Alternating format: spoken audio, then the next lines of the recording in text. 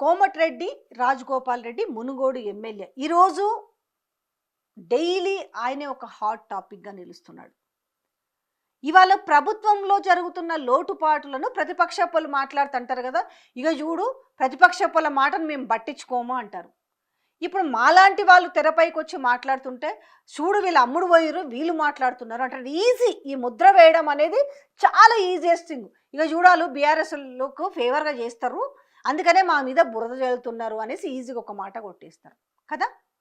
ఏం చెప్తున్నామో గతం నుంచి చెప్తున్నాం. ఈ 2.5 ఏళ్ల పాలనలో జరుగుతున్న అవినీతిని, కమిషన్లు, దందాలు, భూ కబ్జాలు ఈ ఓవరాల్గా కలిపితే అన్నిటిలోనూ ఎంత ఘోరమైన అవినీతి జరుగుతుందన్న విషయం మనం ప్రతిరోజు నెత్తి నోరు కొట్టుకొని చెప్తున్నాం. ఏకంగా కమిషన్ల భాగోతం అయితే సెక్రటేరియట్లో బట్టి ఛాంబర్ ముందే ఆందోళన చేసిన పరిస్థితి చూసినాం. ఏడనన్నా ఉందా ఎక్కడన్నా ఏ రాష్ట్రంలో కానీ? మన ఉమ్మడి రాష్ట్రం ఉన్నప్పుడు కూడా చూసినాం అట్లాంటి పరిస్థితి, గది కూడా చూసినాం మనం. దాని తర్వాత ఈ నైని కోల్ బ్లాక్ టెండర్ల విషయంలో జరిగిన స్కామ్ గురించి చూసినాం, అది ఇంకా జరుగుతానే ఉంది. దాని మీద ఒకరు మంత్రులు బురద జల్లుకున్న పరిస్థితిని చూసినాం. దీని మీద ఏ మంత్రి ఏంటి, ఏ మంత్రి ఇన్వాల్వ్మెంట్ ఉంది, ఏ మంత్రి ఎన్ని కోట్లకు అనే దాని మీద, వేల కోట్లకు అనే దాని మీద తాటికాయంత అక్షరాల్లో పేపర్లో వచ్చిన వార్తలు చూసినాం. ఏకంగా మహిళా మంత్రి విషయంలో, డెక్కన్ సిమెంట్ విషయంలో 100 కోట్ల స్కామ్ల గురించి ఆయన ఓఎస్డీని పాయింట్ బ్లాక్లో గన్ పెట్టి బెదిరించిన వైనం చూసినాం. గన్ కల్చర్ పెరిగింది, దోసుక తింటున్నారని ఏకంగా మంత్రి కూతురే బయటికి వచ్చి చెప్పిన పచ్చి నిజాలను చూసినాం. అలాగే ఏకంగా మంత్రింటికే పోలీసులను పంపించిన వైనం చూసినాం. ఇవన్నీ కూడా దేనికోసము? పంపకాలలో తేడాలు, నీకెంత నాకెంత, నా శాఖలో నువ్వెట్లేలు పెడతావు, నా శాఖలో వేలు పెడితే నీ శాఖలో నేను పెట్టనా, నా మీద నువ్వు బురద జల్లితే నీ మీద నేను అంతకు మించి బురద జల్లుతా. ఓకే, ఇవన్నీ మనం చూసినాం కదా. కానీ వీటి గురించి పెద్దగా చర్చ జరగకుండా అవన్నీ వీళ్ళు ఊరికనే మాట్లాడిరు, ఊరికనే రాసిరు అంటారు. మరి వాళ్ళ ఏకంగా కోమటిరెడ్డి రాజగోపాల్ రెడ్డి ఈరోజు ఒక ఛానల్లో ఫోన్ ఇన్లో మాట్లాడిన మాటలు కూడా చూసినాం. మాలాంటి వాళ్ళు కనుక వాయిస్ తీసుకోవాలని ఉంటే ఏం చేస్తారంటే, మాలాంటి ఛానళ్ళకు ఆ వాయిస్ చెప్తే దాన్ని ఇంకా వేరే రకంగా డైవర్ట్ చేసే కార్యక్రమం కూడా ఉంటుంది. సో అందుకే మేము ఆ సాహసం చేయలేకపోయినాము.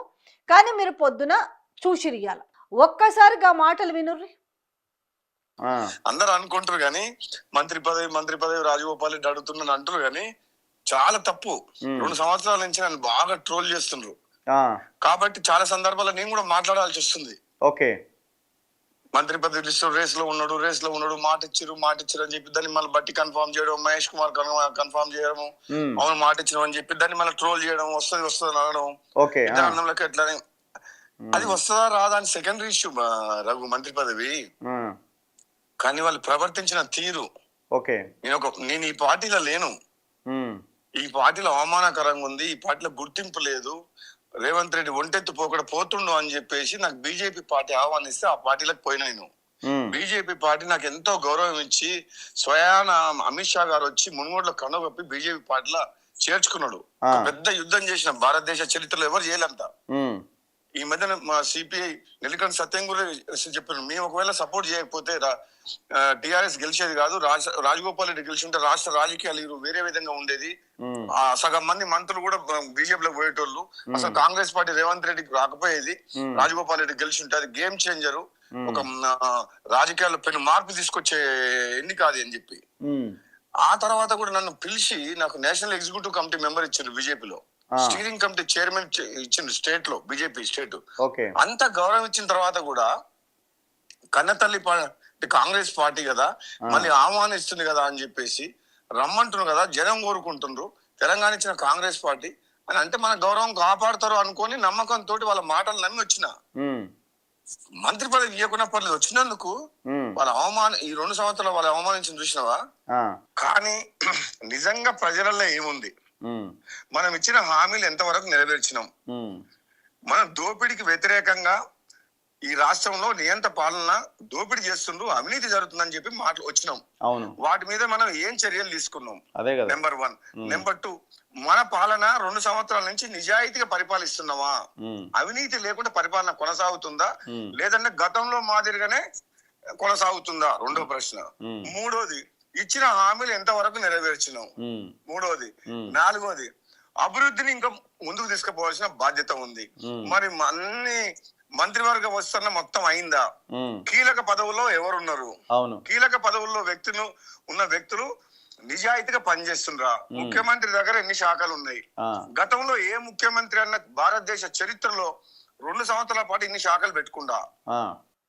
విన్నారు కదా ఏమన్నాడు? 2.5 ఏళ్ల నుంచి జరుగుతున్న భూదందాలు, స్కాములు, కమిషన్లు, వాటాలు, పంపకాలు, దాని తర్వాత ఏకంగా ముఖ్యమంత్రి చేతిలో ఉన్న కీలకమైన శాఖలు. ఇవాళ అభివృద్ధి విషయంలో తెలంగాణ ఎట్లా ఉంది, ఇన్ని విషయాలను ఆయన ఎంత నిక్కచ్చిగా మాట్లాడిండో కూడా చూసినాం. అందరూ నా మంత్రి పదవి అని మాట్లాడుతున్నారు. మంత్రి పదవి అనేది సెకండరీ. ఇక్కడ నాకు ఒక మాట ఇచ్చిరు, నేను అయ్యాలా బీజేపీలో ఉంటే బీజేపీ నుంచి నాకు మాట ఇచ్చి ఆ రోజు సునీల్ కన్గోలు కావచ్చు, కేసీ వేణుగోపాల్ కావచ్చు, ఇట్లా అధిష్టానంలో మాట్లాడి నన్ను ఒప్పించి నాకు మంత్రి పదవి ఇస్తానని చెప్పి నన్ను కాంగ్రెస్ పార్టీలోకి తీసుకొచ్చిరు. అట్లాంటిది ఈరోజు కనీసము మేము ఏ పరిస్థితిలో మంత్రి పదవి ఇవ్వలేకపోతున్నామన్న విషయాన్ని కూడా చెప్పకపోవడం అనేది అవమానించడము, ఇది అతి బాధాకరమైన విషయం అనేది గుర్తు చేసింది. అదొక్కటే కాదు, నేను చాలా సందర్భాల్లో కూడా ఇంకొక ముఖ్య విషయాన్ని గుర్తు చేశాను. భువనగిరి పార్లమెంట్ ఎలక్షన్కు సంబంధించి అదే వాళ్ళన్న భువనగిరి పార్లమెంటు ఇన్ఛార్జిగా ఉంటే ఆయన సికింద్రాబాద్ కేసి ఇక్కడ ఈయనకు బాధ్యతలు అప్పచెప్పారు. ఎందుకు అప్పచెప్పారు? చాలా ఎఫిషియన్స్ అనే కదా, మాస్ లీడరు ఆయన అయితేనే ఆ సీటుని గెలిపించగలుగుతాడు అని చెప్తేనే ఎవరో ముక్కు ముఖం తెలియని వ్యక్తిని నేను ఆ వ్యక్తిని అవమానిస్తలేను. కాకపోతే అప్పటి వరకు చామల కిరణ్ కుమార్ రెడ్డి అనే వ్యక్తి ఎంతమందికి తెలుసు? అలాంటి వ్యక్తిని వ్యయ ప్రయాసాలకు కోర్చి మంచి మెజారిటీ తోటి గెలిపించుకున్న విషయం అయితే మర్చిపోలే కదా.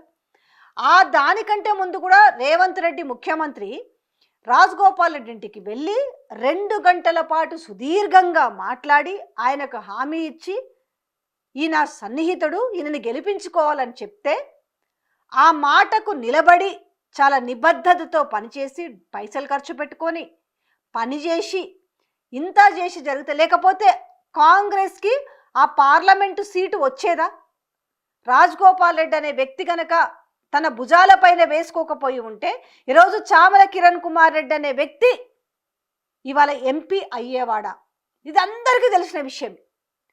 అలాంటిది ఎందుకంటే తను అన్ని నెమరేసుకుంటున్నప్పుడు ఖచ్చితంగా ఆవేదనతో కూడిన బాధే కనబడుతుంది.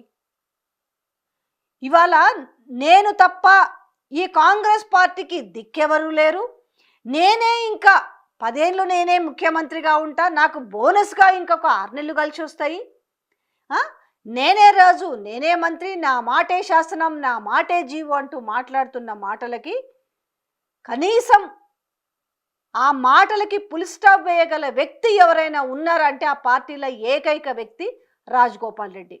మిగతా మంత్రులు లోపట ఉండొచ్చు, కానీ వాళ్ళు కూడా దాన్ని ఎక్స్ప్రెస్ చేయలేకపోతున్నారు. నువ్వు ఎట్లయితావు, నేనే రాజు నేనే మంత్రి ఎట్లయితావు? నువ్వు ఎట్లా 10 ఏళ్ళు ఉంటావు? అయినా కూడా ఒక కాంగ్రెస్ పార్టీ, ఒక జాతీయ పార్టీ, దానికి ఒక సిద్ధాంతం ఉంటుంది. కానీ ఇవన్నీ మర్చిపోయి ఒక సొంత పార్టీలో నిర్ణయాలు తీసుకున్న విధంగా ఇలాంటి స్టేట్మెంట్లు రేవంత్ రెడ్డి ఎట్లా ఇస్తాడనేసి అపోజ్ చేసి మాట్లాడిన ఏకైక వ్యక్తి రాజగోపాల్ రెడ్డి. ఈరోజు ప్రతిదీ ప్రశ్నిస్తున్న వ్యక్తి. మునుగోడులో లిక్కర్ విషయంలో కూడా నేను చెప్పిందే నడవాలని చెప్పేసి, ఎందుకంటే అది కూడా తన మాట నిలబెట్టుకోవడానికి కాదు ఇక్కడ. అరే ప్రజలకు మేలు జరగాలి, ఆ మహిళల భవిష్యత్తు బాగుండాలి, మహిళల జీవితాలు ఆగం కాకూడదు, సంసారాలు ఆగం కాకూడదు, లిక్కర్ విషయంలో లిక్కర్ దోపిడీ ఉండకూడదు, ఈ సమయం నుంచి ఈ సమయం వరకే అక్కడ ఇవి ఓపెన్ ఉండాలనేసి గట్టిగా నిలబడ్డ వ్యక్తి కూడా రాజగోపాల్ రెడ్డి. సో ఇక్కడ ఇప్పుడు ఒక చర్చ జరుగుతుంది. సో రాజగోపాల్ అంటే ఈ డిస్కషన్లో ఇలా వార్తలన్నీ కూడా వచ్చినాయి కదా, అసలు మంత్రులు పోయిర్రు, మంత్రులు పోకముందుకేమో ఇక ఢిల్లీకి పోతారు అంటే ఒక న్యూస్ పేపర్లో రాపిచ్చిన వార్త అది. ఎగ్జాక్ట్లీ ఒక క్యారికేచర్స్ వేసి మంత్రులంతా గజ గజ గజ గజ వణుకుతున్నట్టుగా క్యారికేచర్స్ వేసి ఇక వీళ్ళందరినీ బాగా తలంటి పంపిస్తారు అనేసేమో ముందు రోజు రాసిరు. ఈ రోజు వచ్చేసరికి శభాష్ అనేసి రేవంత్ రెడ్డి టీము శభాష్ అని మెచ్చుకున్నారని చెప్పి రాసిన దానికి ఈరోజు మంచి కౌంటర్ ఇచ్చిండు రాజగోపాల్ రెడ్డి. చాలు ఈరోజు ప్రధాన పత్రికలు అనే దాంట్లో కావచ్చు, చిన్న చితగా వచ్చిన పత్రికల్లో తాటికాయంత అక్షరాలతోటి పెట్టిన వార్తలకు ఈరోజు దానికి సరైన కౌంటర్ ఇచ్చిన వ్యక్తి ఎవరు అంటే రాజగోపాల్ రెడ్డి. పోతా నన్ను అధిష్టానం పిలుస్తానని రాసిరు కదా, బరాబర్ నేను పోతా, పిలిస్తే పోను అనేది లేదు. నేను ఎక్కడ కూడా కాంగ్రెస్ పార్టీకి వ్యతిరేకం కాదు.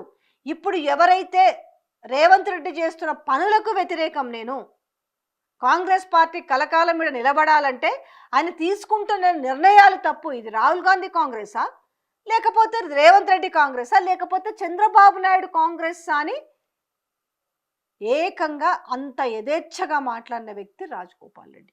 అదొక్కటే కాదు, మంత్రి నాకు అడుక్కునే విధానము లేదు, నాకు మాట ఇచ్చిన విధంగా మంత్రి పదవి ఇస్తారా లేకపోతే ముఖ్యమంత్రి కావాలా అనేది ఆయన అన్న మాటకి ఇలా రాష్ట్ర వ్యాప్తంగా కాంగ్రెస్ పార్టీలో ఆల్టర్నేటివ్ వ్యక్తిగా చూస్తున్నారు.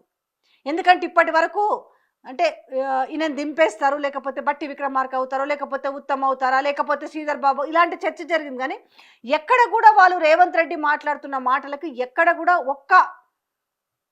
వాళ్ళ ఓన్గా ఒక సమాధానం చెప్పలేని నేపథ్యంలో ఈరోజు అరే ఈయనకు ఒక మాస్ లీడర్గా పేరుంది, సో వ్యక్తిగతంగా మంచి పేరుంది, ఎక్కడ కూడా ఎవరిని ముంచింది కానీ, లేకపోతే భూదందాలు చేసింది కానీ, కమిషన్ల కోసం చేసింది కానీ, లేకపోతే ఈయన ఎమ్మెల్యేగా ఉండి ఫ్యాక్టరీలకు డబ్బులు వసూలు చేసింది కానీ, లేకపోతే వైన్ షాపుల దగ్గర డబ్బులు వసూలు చేసింది కానీ, ఇట్లాంటివి ఏవి కూడా ఆయన మీద ఒక్క ఎలిగేషన్ కూడా లేదు. చాలా క్లీన్గా ఉన్న వ్యక్తి ఎవరైనా ఉన్నారంటే రాజగోపాల్. నేను ఏదో గొప్పగా చెప్తున్నాను కాదు, నేను ఉన్న ఫ్యాక్ట్ చెప్తున్నా ఇక్కడ. సో కాబట్టి అహర్నిశలు ప్రజల కోసం ఆలోచిస్తున్న వ్యక్తి కాబట్టి, సో నేను ఆల్టర్నేటివ్ అనేది ఈరోజు వాయిస్ విప్పగలిగిండు కోమటిరెడ్డి రాజగోపాల్ రెడ్డి. సరే అది ఎప్పుడవుతుందా తెలియదు, కానీ మొత్తానికి చూపు అంతా కూడా ఇవాళ తెలంగాణ ప్రజల చూపు కావచ్చు, అలాగే హైకమాండ్ చూపు కూడా ఈరోజు రాజగోపాల్ రెడ్డి వైపు పడింది. నిజంగా రేపు ఎప్పుడన్నా రేవంత్ రెడ్డి కనుక మార్చాల్సిన పరిస్థితి వచ్చినా, లేకపోతే మళ్ళీ ఒకవేళ కాంగ్రెస్ పార్టీ నిజంగానే ఇచ్చిన హామీలనే నెరవేర్చి నిజంగానే రేపు ఓవరాల్గా రాజగోపాల్ రెడ్డి మునుగోడే కాకుండా తెలంగాణ వ్యాప్తంగా ఆయన ప్రజల సమస్యని పట్టించుకొని తిరగలిగితే, మార్పు ఉండి మళ్ళీ కనుక కాంగ్రెస్ పార్టీ అధికారంలోకి వస్తే మాత్రము నేను ఖచ్చితంగా నా ద్వారానే అవుతుంది, నేను ముఖ్యమంత్రిని అవుతానని చెప్పేసి ఆయన మాట్లాడిన మాటలు ఈరోజు చాలా మందిలో ఆశ్చర్యాన్ని కలిగించింది. ఇంత ఓపెన్గా తన మనసులోని మాట బయట పెట్టినందుకు గాను చాలా హర్షిస్తున్నారు కూడా. ఇవాళ కొంతమంది నవ్వుకోవచ్చు, అట్లెట్లా అవుతుంది, అలా ఎలా అవుతారనంటే ఎందుకు గారు, ఇప్పుడు ఒక్కరోజు క్యాబినెట్లో పనిచేయని రేవంత్ రెడ్డి ముఖ్యమంత్రి అవ్వగాలేంది. ఎందుకంటే ఆయన జెడ్పీటీసీ చైర్మన్ అయినప్పుడే నేను ముఖ్యమంత్రి అవుతాను అన్నప్పుడు చాలామంది హేళన చేసిరట. మరి ఆయనకు గోల్ ఉండింది, ఆయన అయ్యిండు కదా. మరి సేమ్ రాజగోపాల్ రెడ్డి అదే గోల్ పెట్టుకొని పనిచేస్తే, ఎందుకంటే ఆర్థిక బలం ఉంది, అంగబలం ఉంది కాబట్టి ఖచ్చితంగా వంటి చేత్తో రేపు కాంగ్రెస్ పార్టీని ఇక్కడ నడపగల శక్తి ఉన్న నేపథ్యంలో కాలేడు అని కూడా మాట్లాడలేము. ఏదైనా కూడా కాంగ్రెస్ పార్టీలో అంటే ఒక ఆల్టర్నేటివ్ కనిపిస్తుంది. ఎందుకంటే ఎంతసేపు నేనే రాధాకృష్ణ రాస్తుంటాడు కదా, అసలు రేవంత్ రెడ్డి లేకపోతే కాంగ్రెస్సే లేదని రాస్తున్న రాతలు ఉన్నాయి కదా, కనీసం అలాంటి వాటిని తిప్పికొట్టగలిగే వ్యక్తి ఒక్కరైనా ఉన్నారా?